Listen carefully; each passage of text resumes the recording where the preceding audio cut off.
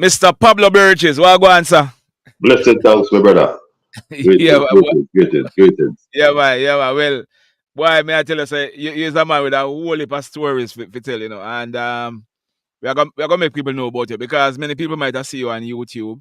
We're gonna talk about the YouTube channel soon, but we could start from tell us something about yourself. Where you're from, to where Well, how you reach well, here, son. well, I come from a little place in St. Mary, St. Catherine border. They call Drunkard Spring. Mm-hmm. And when I tell people say I come from Drunkard Spring, they think it's a joke. But there's Yeah, a little community called Drunkard Spring. You yeah, can get close to Richmond or Choja, Bagua, yes, Lindsay area. Yeah. yes. So that's where I'm from. And I left there 1980, 12 of May. Mm-hmm. Went to a boarding school, Mm-hmm. Osamati. Oh, a boarding school, man. Say it, no, sir. Or boarding school, man. yeah. And I mean, it was a blessing. Then hold on, how you reach 12 or 12 of me? No September. No September school start. No, because we're going, because those time, all Mm-hmm. right, in those time, Osamati was built in 1975. They started the construction in 1975. Uh-huh. Actually, after that, they started to get placement. We never passed no common entrance or anything. They Yes. started get placement from different schools. Yes. So, however, the school you go to, which is maybe a Harley school at the time, Mm-hmm. principal may send you to Osamada to take a test. Yes. Oh, it's 56 kids into a dormitory. Uh-huh. So if in case they have a little space, they will Yes. actually take you in. Say, for Yes. example, somebody may get expelled or whatever it is. I believe that's Yes. what it is. They take you Yes. in during the midterm. So Uh-huh. I remember that time is three of us went in. Me, Fred Anke, and Juna Burrell went in the Mm-hmm. same time Okay. in May 12. So people keep coming right through the here to fill gaps. So that's Yes. how come I reach in at that time. It Oh, was like a because when I went in 82, there was common entrance, but it's a telegram I get. We go that in. yeah, it's Telegram them send, but you have to go and take an entry test. And I mean, Yes. they ask the principal from various communities in Jamaica to actually Yes. unpick. I don't know why Mm-hmm. I get picky if it's because of discipline or because I was poor. But Yes. Well, I mean, if you see that, you made it poor still, yeah, but at the same time, when I went to yeah. Osamad, I thought I was the poorest one. But I didn't even know Yeah. that, you know, going to a school out there into the I would look at Osamad as is in the city. Because Yes. where I come from the first bus pass in the morning, the morning pass in the evening, and because I Yeah. see bus I run right through the day. And go Yeah. for car, I feel say a big city. So I feel say everybody in the city rich. So I thought I Yes. was the poorest one. Yes. And when I went there, I couldn't afford a suitcase. My mother stitch. Because back Uh-huh. then her parents used to stitch. And Yes. father got a farm and all that. So my mother Yes. stitch one cloth bag give me and put my clothes in like a cloth bag, like now they call it laundry bag. But that's what me bring to school. You know what I mean? Yes. And she Yes. pack a little rude boy soap and the bathing soap and everything that night. And Yes. when me say body I use fab, me afraid to take out my rude boy soap. Because the rude boy soap stink. Then I have Yeah. the rude boy soap in my bag until it just crush up and dirty up all of my clothes. And it take months before I could take it out because I stink up the whole dormitory. Yeah. But it's a good experience and Yes. it make us more self-reliance And because you said something earlier we have me know what I miss. You said there were 56 persons in each dorm. Because what people need to understand is that Hosamati was built to accommodate 560 students. yeah, there was 10 down. 10 10 down. dormitories. Yeah. Yes. Because they So, built it was the same thing in Cuba. They had a school in Hosamati, same thing, 500. Yeah, man. really? All right, go ahead. Yeah, so then I wasn't that exposed. Mm, So when I went near back then they would have said me fool. Honestly yeah. speaking, brother. Uh-huh. Because I come from a John Spring community and Uh-huh. went to Osamati where me I go, I mean, socialize with so much different kids from Yes. different areas, some from Kingston and all that. But in my mind, I was the only poor one, but I wasn't that exposed. You know, I remember one time we went to PE class. The teacher named Mr. Lang said, Pablo, touch it, Burgess, touch a ball. Me don't know if I'm refuse and touch it. Yeah. Me touch the ball. They say, pass the ball. Me take the ball and run, go to them. And everybody I run and look at me like, and I say, boy, fool, Burgess. But I know fool. And I mean, them the time we don't know about bullyism. Yes. I don't know about bullyism. Yeah, man. Or people that bully you. But bully are come from way back. You know, I think I was more like getting bullied in a different way. Where they look at me like the fool. But it's now you see a little youth want to expose. Don't call him fool. Him just expose to your style. Yes. You know, we never have a soccer ball before. We use orange and play a ball. We never touch a football before. So when you touch a ball, me glad to touch it with my hand. You understand? So, but it's a good experience going to Osamati because back then I went to that school and I went over the first holiday. Yes. And when I realized I could stay over and work $20 a week, I never went back home till the graduation. I worked $20 a week at that school. Yeah. Yeah, and I never went home for holidays. And at the time, I become so disciplined in that school that the teacher, the principal, everybody taking to me. So when everybody have to bring their parents back September morning for registration and all that, my parents was not able to come because they couldn't find the money. And I was already at school, so why would they have to come to school to register me? Me in that school. So from me going that time, that me in 1980. Yes. My parents now have to come back with me. My parents never come back with me. Right, because and then again I thought I was the only one because I thought I was the only poor one. Then after that, yo. Hey, Pablo, me not continue about you know, so when they at school, you know, me tell some of my classmates them, you know, them me used to hide from school top, you know, when holiday come, you know. You know, So nobody knows me nah go home, you know. You poor too. How we are talking about, man? Me used to hide from school top when holiday come, and when everybody, the whole of my classmate gone home, then me come back downstairs. Cause me couldn't go home sometimes. I thought it was me alone because and then again now what everybody are packing like a don't see me in a suitcase. Me never had no suitcase to pack to go home, so me just stay. Yes. And at one point I met this man named Carl Marsh, a white man from Olava. When we was there, on holiday, he bring in the Caribbean schools they call character games. I don't know if it's still going on. The character game. He was one of the person who actually in charge of that game. And a lot of Caribbean people from Bahamas and St. Lucia and all those Caribbean islands.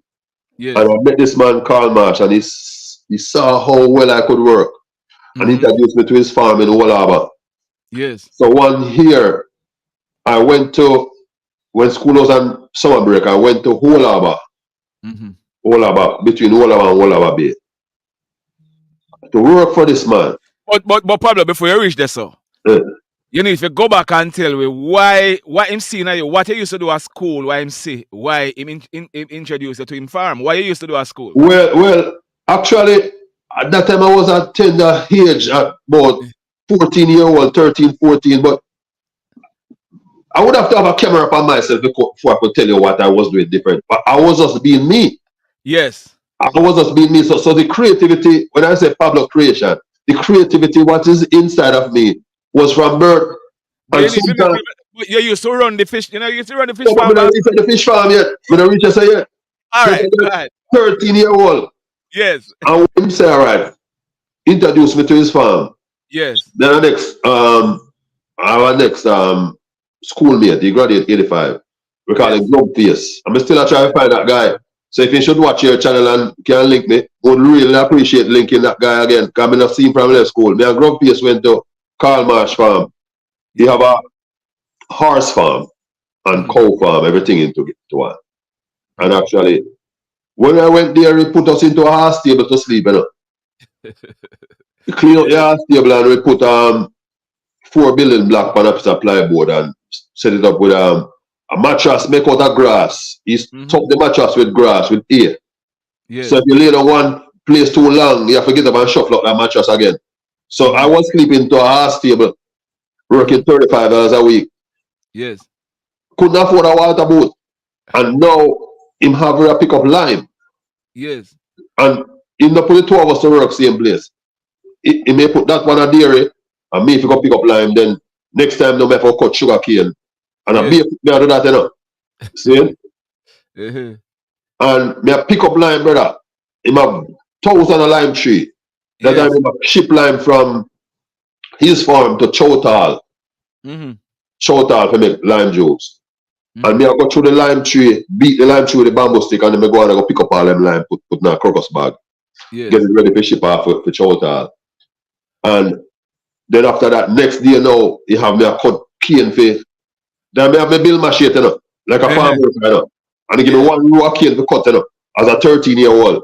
And me cut the cane. And then you have the tractor come pick it up. I have to load the tractor with the cane. And we carry the cane up at the dairy house or grind it up for the horse and the cow.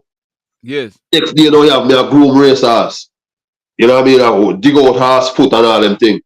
Yes. At 13 years old, brother. Then the next time now, you can shuffle me around. You have me now plant a grass they call African star grass. Well, you know, they swamp up the land and you have the grass now and sack under your arm. And you pick out your weed and you drop it and you use your foot and stamp it. Not the mud. Barefoot.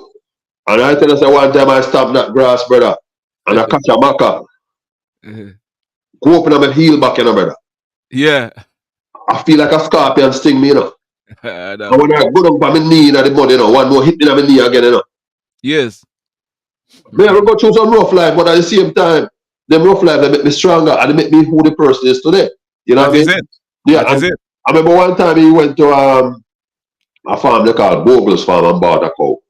And me I take care of that cow and the cow run off of the farm, you know, from way down across Woolaba, somewhere down Woolaba there. The cow run off of the farm and me I run behind the cow. But me not have no shoes, but the cow have shoes. What do you mean about when I look on the asphalt, brother, the asphalt so hot that the car can bubble up. You know? Me have to run down the bush, down the sidewalk, and the cow run come back a Bogle's farm and me run behind the cow, go almost on a Bogle's.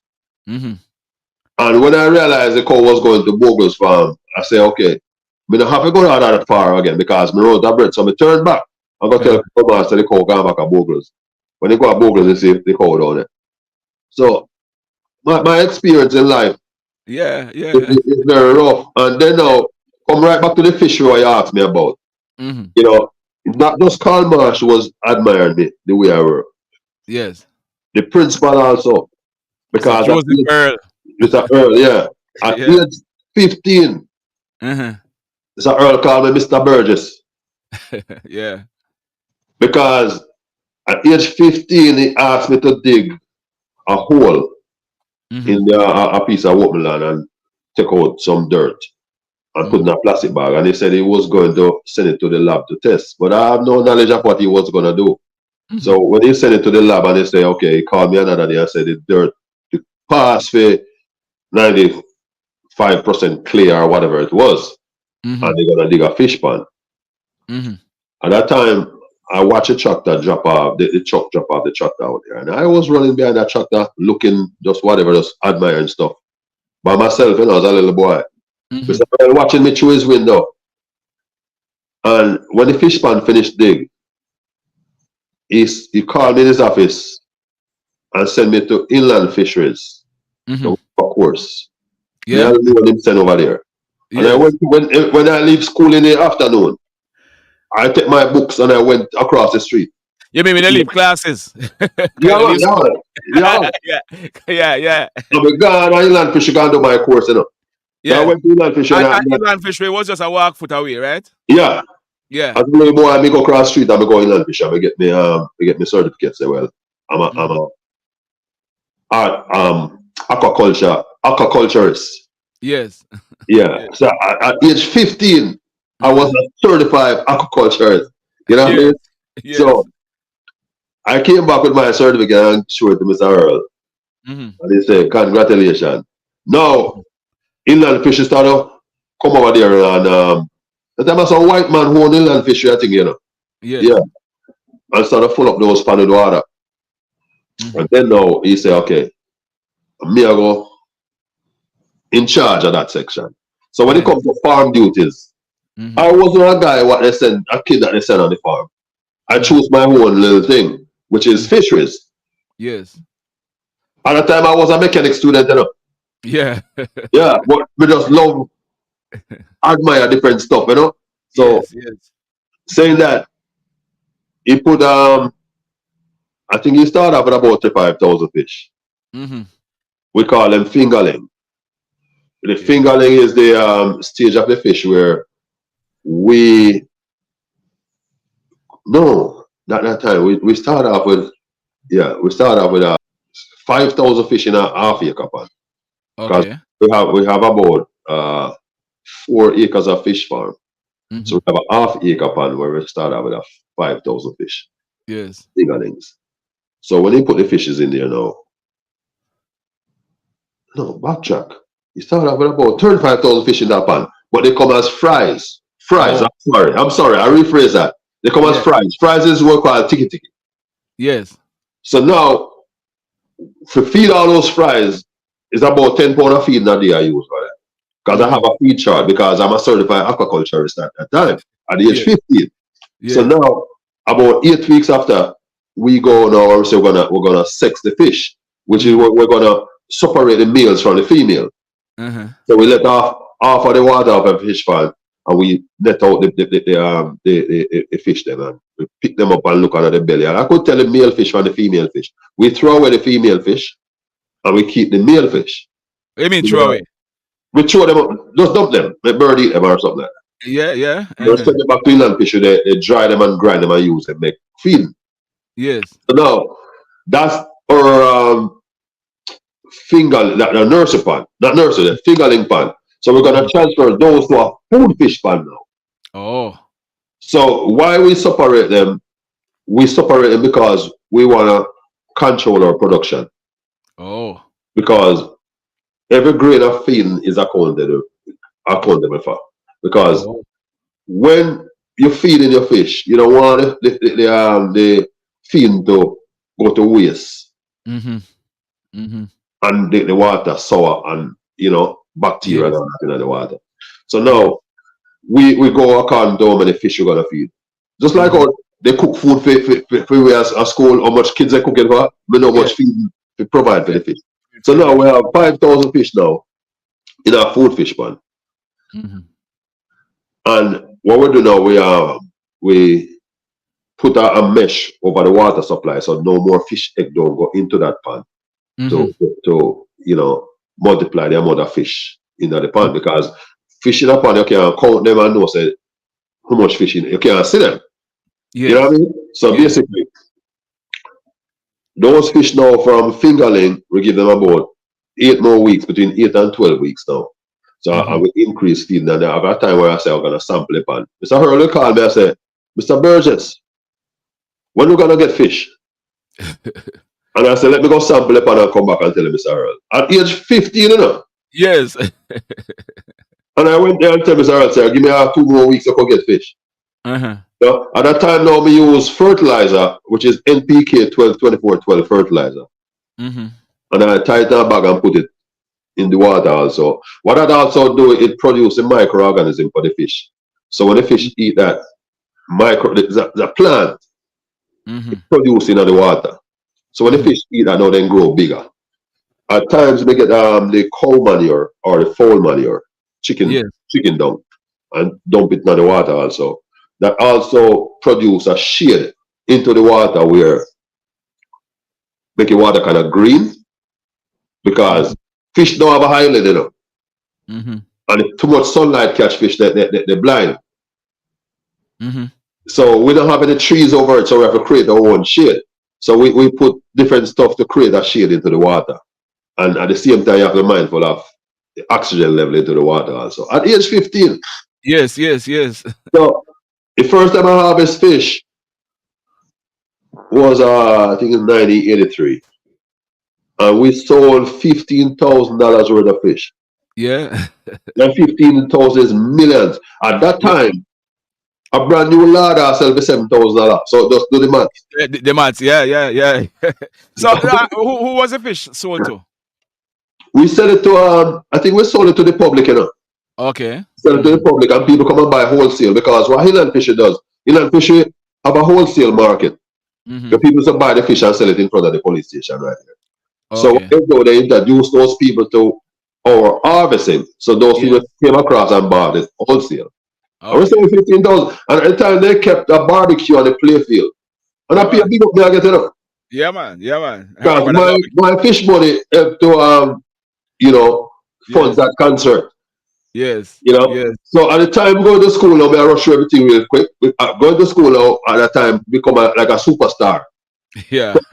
All who used to call me Foo Burgess now. Yeah, man. Superstar Burgess. Wanted to be my friend, but I Yeah. didn't know why they want to be my friend. Yeah. Yeah. Yeah. It's Ah, afterwards. what you were doing just come natural. It's not like you try Yeah. something extra. So they want to be my friend because they do bad things. When they come to cooking for a scooter, when they come to take on the school bus and go drive it around the compound and crash it. Me involved in all them bad things and me never realize say, well, they might use me as a safety net Yes. because me cannot get expelled. I'm untouchable. I was the Yeah. only student at Yeah. that time. Could just go anywhere me feel like go. I could go to Spanish Town, I could go to Kingston, I could do anything. I was untouchable. I couldn't get expelled. Because how Yeah. you gonna expel me? What gonna happen to the fish? Yes. You know what I mean? So Yeah. at that point now, getting closer to graduation and stuff, I teach another student, which is another lower grade than me, scared. I Scared. teach him Yeah. how to deal with the fishery, yeah. So I left the fish pond with him. And so before I graduated, Mr. Hurl introduced me to some other guys who potential farmers. This guy was a bank manager at NCB at the crossroad. And he have a fish farm in Heartland, Little Heartland, St. Catherine. And he used to come pick me up. That time people doing exams, CXC. I never have a dollar to take CXC exam, brother. Yes. But I have a penny to take GC and CXC. Because mama never have it. Well, I thought my story. And even when I was at Woolaba working $35 a week, yes. I used to bring money home to my mom to buy grocery. And I used to buy church shoes for my brothers to go to church and school. I mean, first time I went to a Bata store, I buy 2 left-footer shoes for my little brother. Because I never bought a shoe before. Because growing up, I never pull off a tag off our clothes till I turn a grown teenager or whatever it is. You know, unknown clothes or wear unknown shoes. So, and there's no crime to that. No, sir. You know what I mean? Because it make you more stronger, my brother, and more appreciative of things what you have today in life. You know? Yes, man. So go back to the fishery now where this guy now took me to Heartland at age 16. Me I read blueprint. And I tell them how to put the pipe into the fish farm. Yes. Me actually construct the farm. So at age 16 I was like a contractor. Yeah. So the backhoe man where to dig and how to lay the pipe and what angle to lay the pipe. They take me from school and bring down to construct that fish farm at age 16. At age I graduated close to 17, age 17. And when I graduated from school, they built a house in Heartland, a 2-story house, just for me on a farm. Yes. So when I leave school, I go straight to that house, a brand new house I get on a farm. With I think about 4 staff. Yes. And I stayed there for a little bit and I go to country and visit my mom. And I see telegrams here waiting for me again. Mr. Everybody want a piece of me. So there's another job up in Portland, a place they call Kildare. And I went up there and took the interview. And everybody just sending for me and it was just overwhelming. So I run away from Heartland and I go to Portland. Then I go back to St. Mary. Then I never that meaning I look for, brother. Until I end up being a correctional officer. Okay. You know what I mean? You're trying to water. Yeah, a prison warder. Yes. You know, and that was another hectic experience, my brother. You work on death row, not you? Yeah, actually, I almost get killed on that road. Yeah. Yeah, man. Actually,